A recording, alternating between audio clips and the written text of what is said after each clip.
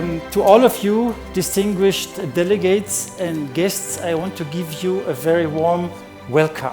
Riyadh Expo 2030 will be a celebration of these shared commitments to progress and to inclusion as the central goal and element of our Expo, under our One Nation, One Pavilion.